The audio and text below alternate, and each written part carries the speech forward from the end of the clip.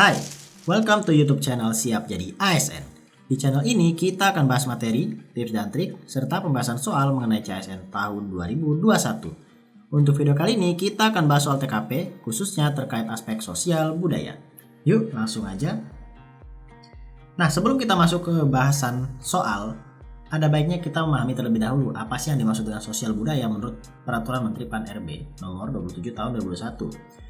Aspek sosial budaya dalam TKP SKD CPNS ini bertujuan menilai kemampuan beradaptasi dan bekerja secara efektif dalam masyarakat majemuk yang terdiri atas beragam agama, suku, budaya, dan sebagainya. Jadi di sini yang kita garis bawahi ya, kemampuan beradaptasi ya, kemudian kemampuan bekerja secara efektif di dalam masyarakat yang majemuk, di mana masyarakat majemuk ini terdiri dari beragam agama, suku, budaya, ras, dan lain sebagainya. Nah, tipe-tipe soal dalam sosial budaya biasanya akan menguji bagaimana respon atau sikap kita terkait dengan suatu kondisi ya, terkait suatu kondisi ataupun situasi yang ada dalam masyarakat. Seperti itu. Baik itu hubungan kita dengan orang lain maupun masyarakat secara luas. Nah, selanjutnya menurut penelitian Rahma dan kawan-kawan tahun 2010, ada beberapa tujuan ilmu sosial budaya. Yang pertama adalah mempertajam kepekaan terhadap sosial budaya dan lingkungan sosial budaya, terutama untuk kepentingan profesi, dalam artian cepat tanggap, mudah bereaksi, sikap segera ingin tahu, dan kepedulian yang tinggi. Yang kedua, memperluas pandangan tentang masalah sosial budaya dan masalah kemanusiaan, serta mengembangkan kemampuan daya kritis terhadap kedua masalah tersebut. Yang ketiga, menghasilkan calon pimpinan bangsa dan negara yang tidak bersifat kedaerahan dan tidak terkotak-kotak. Yang keempat, meningkatkan kesadaran terhadap nilai manusia dan kehidupan manusiawi. Dan yang terakhir, membina kemampuan berpikir dan bertindak objektif untuk menangkal pengaruh negatif yang dapat merusak lingkungan sosial budaya. Nah, kalau kita simpulkan ya, kurang lebih soal-soal sosial budaya itu mengarahkan kita pada tujuan-tujuan seperti ini. Meskipun bentuknya nanti akan beragam. Oke, kita langsung saja masuk ke contoh soal yang pertama. Kita mulai dengan soal yang mudah. Dalam perjalanan ke kantor, mobil di depan saya tiba-tiba mengerem mendadak. Mobil saya yang ikut mengerem ternyata ditabrak oleh pengendara motor dari belakang. Sikap saya: A. Melanjutkan perjalanan ke kantor karena tidak ingin terlambat. B. Menghentikan pengendara tersebut dan meminta uang ganti rugi. C. Melanjutkan perjalanan ke kantor dengan kesal. D. Singgah ke bengkel untuk memperbaiki kerusakannya. E. Menghentikan pengendara tersebut dan menyuruhnya meminta maaf. Jawaban paling tepat untuk soal ini adalah A. Nah, kenapa jawaban bisa A? Kita lihat bahwa di sini soal ini sebetulnya menguji kemampuan kita dalam mengendalikan diri ya. Pengendalian diri.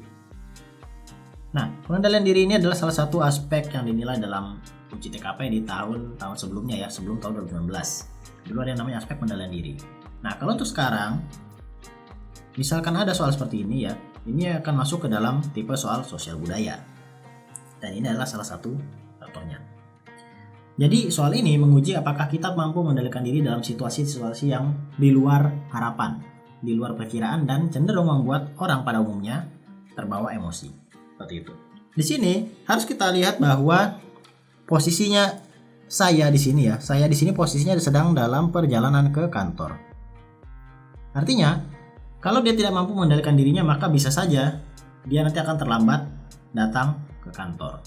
Maka dari itu, kita juga harus mempertimbangkan aspek profesionalisme di sini ya. Fokus pada penyelesaian tugas, pada penyelesaian pekerjaan. Di mana dalam hal ini dia harus datang tepat waktu ke kantor. Dan oleh karena itu, jawaban yang paling tepat adalah A. Melanjutkan perjalanan ke kantor karena tidak ingin terlambat. Ya, ini menggambarkan seorang yang profesional. Gitu. Nah, bagaimana dengan jawaban yang lain? Kita lihat yang B, menghentikan pengendara tersebut dan meminta uang ganti rugi. Oke, ini adalah sikap seorang yang sangat tidak bisa mengendalikan diri ya. Poinnya 1. Oh iya, tadi yang 5 ini A ya. Kemudian yang C, melanjutkan perjalanan ke kantor dengan kesal. Seenggaknya dia melanjutkan perjalanan. Jadi poinnya 4. D. Singgah ke bengkel untuk memperbaiki kerusakannya. Nah, masalahnya di sini adalah singgah ke bengkel. Ini bisa membuat dia terlambat datang ke kantor. Jadi skornya 3. Yang E. Menghentikan pengendara tersebut dan menyuruhnya minta maaf. Ini juga sama ya dengan opsi yang B tadi. menggambarkan seorang yang kurang bisa mengendalikan diri. Jadi skornya 2. Nah, kurang lebih seperti itu. Kita lanjutkan ke soal yang berikutnya. Nomor 2. Saya merasa nyaman dan menjiwai jabatan saya di kantor saat ini. Pimpinan yang merasa puas dengan kinerja saya mempromosikan saya untuk naik jabatan dan ditempatkan di kantor cabang yang baru. Sikap saya: A. Menerima jabatan tersebut dan berusaha menyesuaikan diri dengan lingkungan yang baru. B. Meminta pimpinan untuk mempertimbangkan kembali keputusan tersebut. C. Menyarankan pimpinan untuk memilih rekan kerja saya yang lebih berkompeten. D. Menerima jabatan tersebut walau dengan berat hati. E. Meminta untuk tetap bekerja di tempat yang lama dengan konsekuensi tidak ada kenaikan jabatan. Jawaban paling tepat untuk soal ini adalah A. Menerima jabatan tersebut dan berusaha menyesuaikan diri dengan lingkungan yang baru. Ini adalah jawaban dengan poin tertinggi, poin 5. Oke, kenapa bisa yang A? Nah, kita kembali pada tujuan aspek sosial budaya menurut permanfaatan LB tadi ya. Salah satu tujuan aspek sosial budaya adalah menilai kemampuan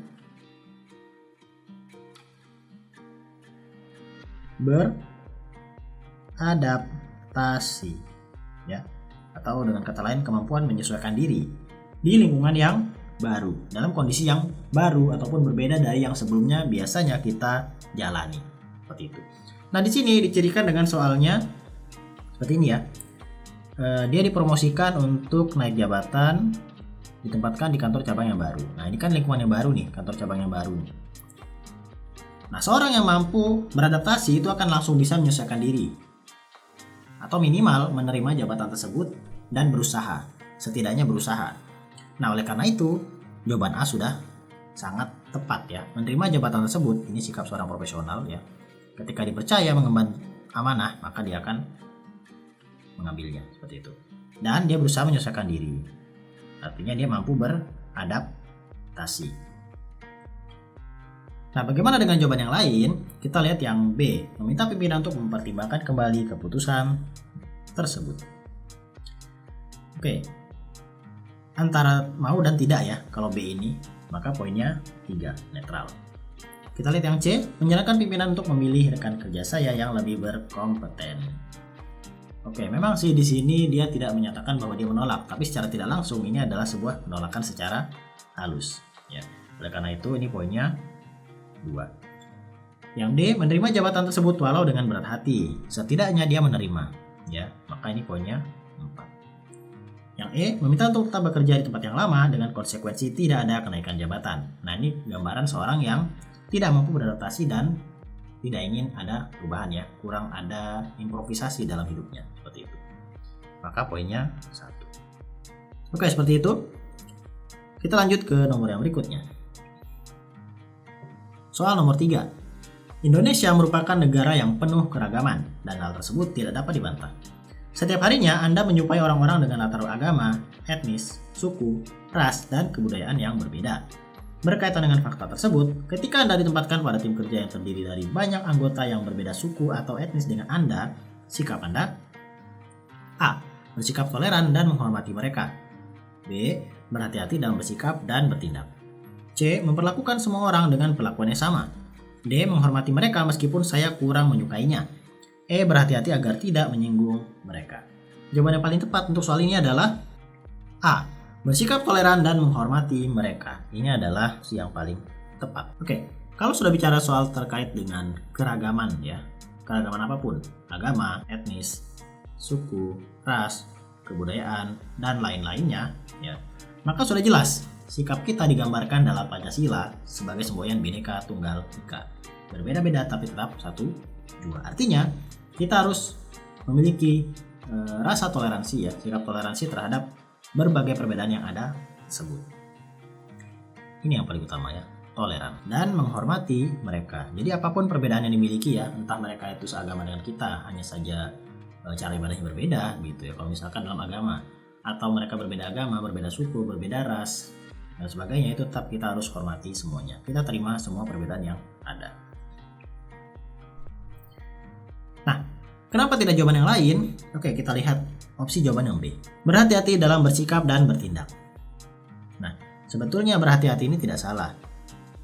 Tapi, kalau memang kita bisa fokus kepada sikap yang baiknya, kenapa kita harus berfokus supaya tidak melakukan kesalahan. Seperti itu ya. Jadi ini poinnya kurang lebih 3 ya. Kemudian C, memperlakukan semua orang dengan perlakuan yang sama. Oke teman-teman, di sini kita harus berhati-hati. Kenapa? Karena memperlakukan semua orang dengan perlakuan yang sama ini tidak sepenuhnya bisa kita lakukan pada semua orang ya.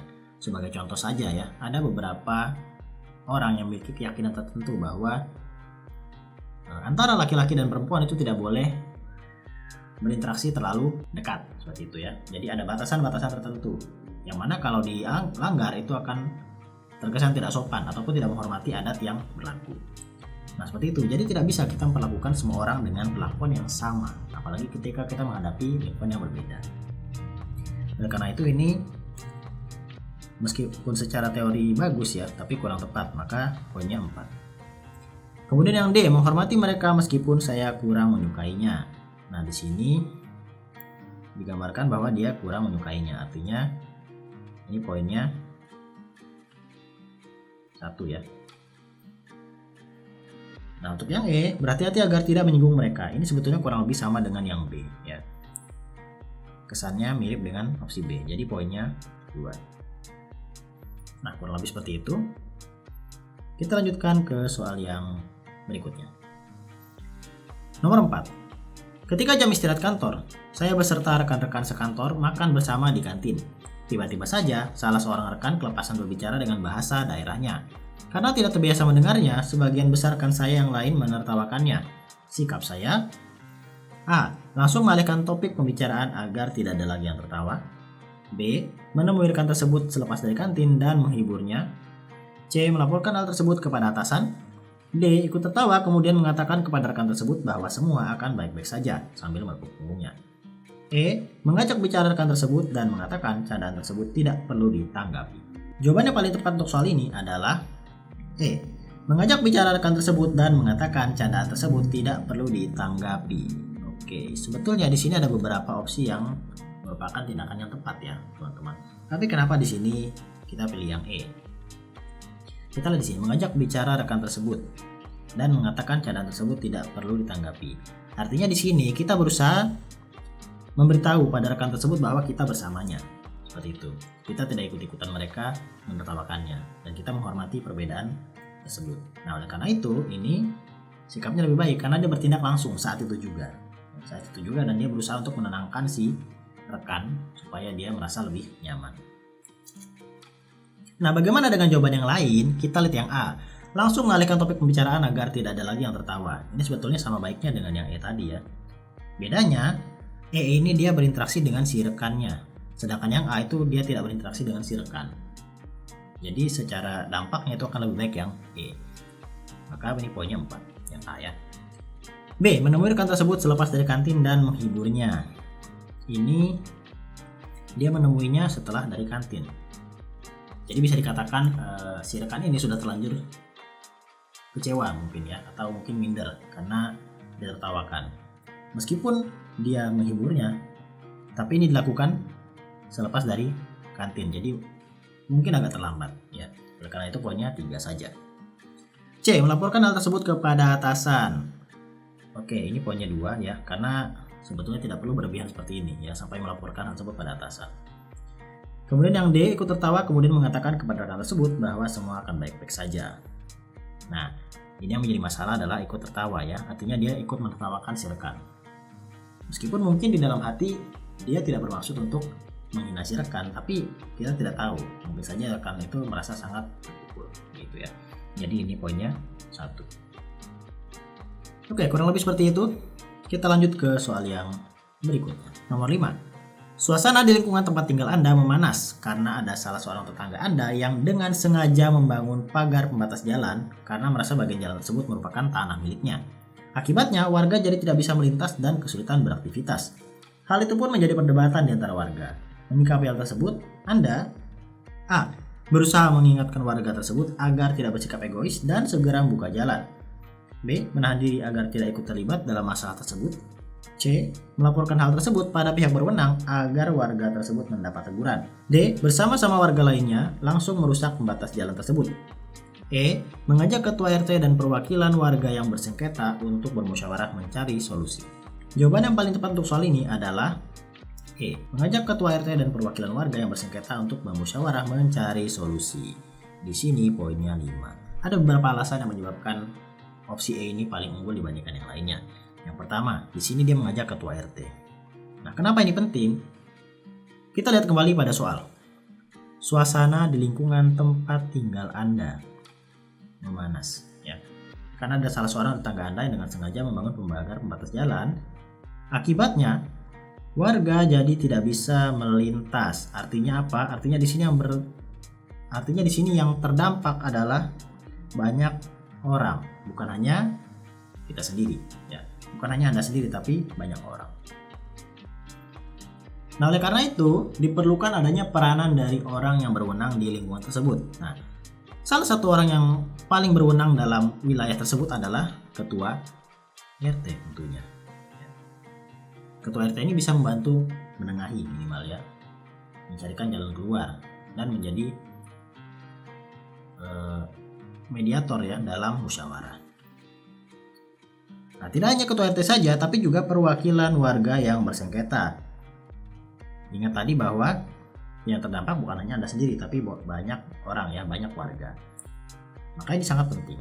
Nah, untuk apa mereka dikumpulkan? Untuk bermusyawarah mencari solusi. Kita tahu dalam pelajaran pendidikan Pancasila, ya. Dalam pendidikan Pancasila kita belajar bahwa musyawarah adalah budaya yang turun-temurun ada dalam masyarakat Indonesia. Dan kita sudah terbiasa bermusyawarah untuk mencari solusi terbaik. Musyawarah dilakukan untuk mencapai mufakat. Maka ini adalah solusi yang terbaik yang bisa dilakukan dalam kondisi tersebut. Nah, bagaimana dengan jawaban yang lain? Kita lihat yang A. Berusaha mengingatkan warga tersebut agar tidak bersikap egois dan segera membuka jalan. Baik, ini poinnya 4, ya. Karena ada usaha untuk mengingatkan, ya, warga tersebut. Hanya saja ini kita lakukan sendiri. Lebih baik kalau yang melakukannya adalah seluruh warga yang terdampak, ya, atau minimal perwakilannya, seperti di opsi E tadi. Kemudian yang B, menahan diri agar tidak ikut terlibat dalam masalah tersebut. Menahan diri, artinya kalau dia tidak menahan diri, bisa saja mungkin dia akan terbawa emosi juga. Dan ini di satu sisi juga berarti bahwa dia tidak ikut campur, dia kurang peduli. Nah, oleh karena itu poinnya di sini adalah 2. C. Melaporkan hal tersebut pada pihak berwenang agar warga tersebut mendapat teguran. Oke, pihak berwenang ini bisa siapa saja, ya, tadi, ya. Bisa polisi, bisa juga tadi misalkan ketua RT. Tapi kalau hanya melaporkan hal tersebut saja ini masih kurang tepat, ya, kurang solutif. Nah, oleh karena itu ini poinnya 3. D. Bersama-sama warga lainnya langsung merusak pembatas jalan tersebut. Nah, ini tindakan yang cukup ekstrim, ya, dan cenderung anarkis. Oleh karena itu poinnya 1. Kurang lebih seperti itu. Kita lanjutkan ke soal yang berikutnya. Nomor 6. Warga di lingkungan RT tempat tinggal saya sepakat untuk mengadakan ronda malam terjadwal setiap harinya secara bergiliran. Namun Anda adalah anggota direksi yang setiap harinya sangat sibuk. Terkadang Anda juga harus lembur menyelesaikan tugas-tugas yang belum terselesaikan di kantor. Yang akan Anda lakukan: A. Meminta seorang tetangga menggantikan saya dan memberinya kompensasi. B. Meminta agar diberikan jadwal pada hari ketika saya sedang tidak terlalu sibuk. C. Berusaha menepati jadwal ronda dengan mengatur penyelesaian pekerjaan harian saya. D. Membayar denda dan tidak mengikuti ronda. E. Mengikuti ronda pada hari yang saya bisa, meskipun hari itu bukan jadwal saya. Jawaban yang paling tepat untuk soal ini adalah C. Berusaha menepati jadwal ronda dengan mengatur penyelesaian pekerjaan harian saya. Kita lihat kembali pada soal. Warga di lingkungan RT tempat saya tinggal sepakat. Artinya di sini adalah sudah kesepakatan antara warga, ya. Ini sudah kesepakatan bagi semuanya. Oleh karena itu, mau tidak mau tetap harus dilaksanakan. Entah kendalanya apapun, ya. Jadi usahakan untuk hadir pada jadwal yang ditentukan, seperti itu. Dan inilah yang lebih tepat, ya. Opsi C, poinnya 5. Kenapa? Karena di satu sisi, opsi C ini juga menggambarkan seorang yang profesional. Dalam soal disebutkan bahwa dia adalah anggota direksi yang setiap harinya sangat sibuk. Terkadang harus lembur menyelesaikan tugas-tugas yang belum selesaikan, ya. Terkadang harus lembur. Nah, gimana caranya? Gimana solusinya supaya tidak lembur? Ya, salah satu solusinya adalah dengan mengatur penyelesaian pekerjaan supaya tidak perlu lembur, terutama pada hari-hari di mana dia dijadwalkan untuk ronda. Seperti itu. Jadi dengan opsi C ini, selain memenuhi aspek sosial budaya, ya dia juga memenuhi aspek profesionalismenya sebagai seorang anggota direksi yang sibuk. Tapi di sela-sela kesibukannya dia masih menyempatkan diri untuk ikut ronda bersama dengan warga yang lainnya. Seperti itu. Nah, bagaimana dengan jawaban yang lain? Kita lihat yang A. Meminta seorang tetangga menggantikan saya dan memberinya kompensasi. Ini poinnya 2 ya, karena meminta orang lain menggantikan. Ini kurang baik. Yang B, meminta agar diberikan jadwal pada hari ketika saya sedang tidak terlalu sibuk.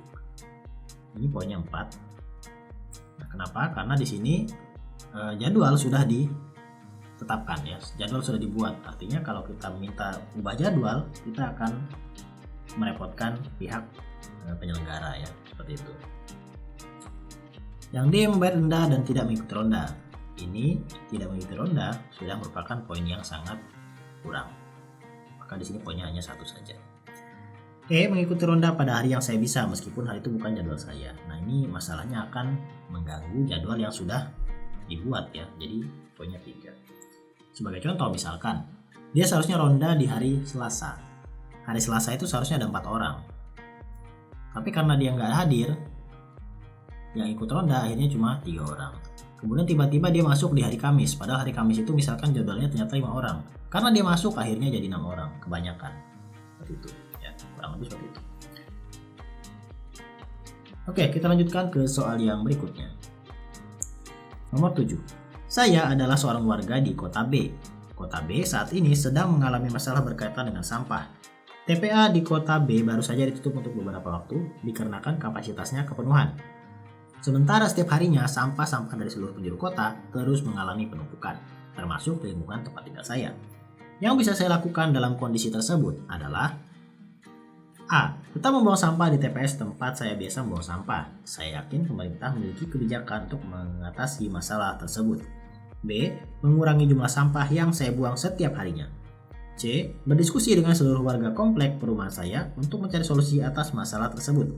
D. Membuat fasilitas pengelolaan sampah sederhana di lingkungan tempat tinggal saya untuk mengurangi jumlah sampah.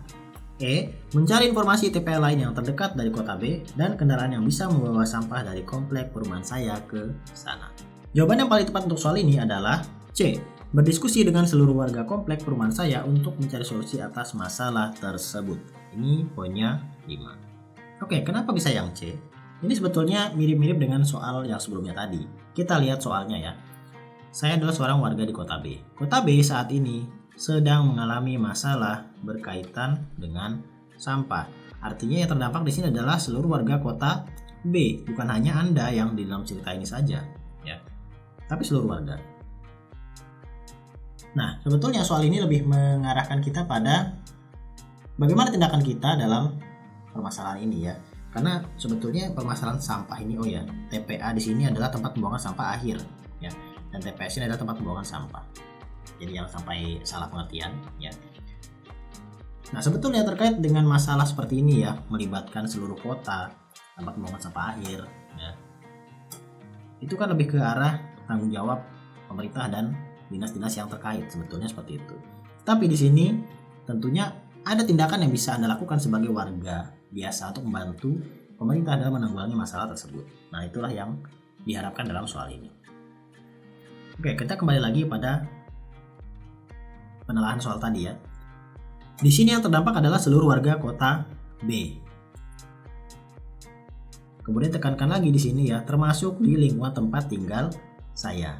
Artinya sudah jelas tadi ya bahwa yang terdampak bukan hanya dia sendiri ya, tapi seluruh warga.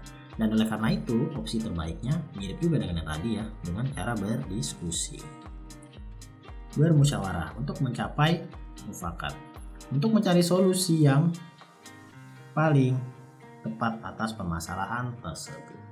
Nah, solusinya seperti apa? Di sini solusinya bisa saja misalkan yang B, mengurangi jumlah sampah yang saya buang setiap harinya. Ini kan termasuk menyelesaikan masalah yang ada ya, membantu pemerintah ya dalam menanggulangi masalah sampah tadi. B termasuk. Bisa saja yang D, membuat fasilitas pengelolaan sampah sederhana di lingkungan tempat tinggal saya untuk mengurangi jumlah sampah. Bisa. Yang E juga bisa, mencari informasi TPA lain yang terdekat dari kota B dan kendaraan yang bisa membawa sampah dari komplek perumahan saya ke sana. Ini bisa juga. Artinya apa? Artinya opsi C ini mewakili jawaban yang lainnya. Ya. Oke, kecuali opsi yang A ya, karena opsi yang A ini kita lihat tetap membawa sampah di TPS tempat saya biasa membawa sampah. Saya yakin pemerintah memiliki kebijakan untuk mengatasi masalah tersebut. Artinya di sini dia hanya mengandalkan pemerintah saja ya, tidak ada usaha dari dirinya sendiri. Maka opsi A ini poinnya 1. Nah, untuk yang B, mengurangi jumlah sampah yang saya buang setiap harinya. Ini sebetulnya cukup bagus, tapi usahanya mungkin masih kurang ya kalau kita bandingkan dengan yang D dan E. Maka ini poinnya 2.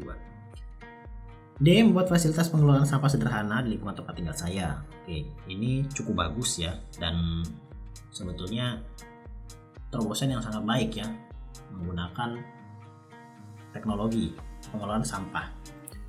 Oleh karena itu, poinnya di sini 4. Nah, yang E, mencari informasi TPA lain yang terdekat dari kota B ya, dan kendaraan yang bisa membawa sampah dari komplek perumahan saya ke sana. Ini juga cukup bagus, tapi tidak lebih baik daripada opsi yang D ya, karena tadi yang D ini menggunakan teknologi. Maka poinnya 3. Nah, dari sini sudah jelas bahwa opsi C itu yang paling tepat ya, karena di sini menggambarkan kemampuannya dalam berdiskusi. Artinya dia punya hubungan yang baik dengan masyarakat. Dia mampu bermusyawarah, mengajak seluruh warga komplek itu untuk mencari solusi bersama-sama. Oke, kurang lebih seperti itu. Nah, itu tadi materi tentang soal-soal TKP aspek sosial budaya. Jangan lupa like, subscribe, dan komen YouTube channel Siap Jadi ASN. Follow Instagram dan TikToknya Siap Jadi ASN untuk tahu info terupdate seputar CASN tahun 2021. Semangat terus dan sampai jumpa di sesi selanjutnya.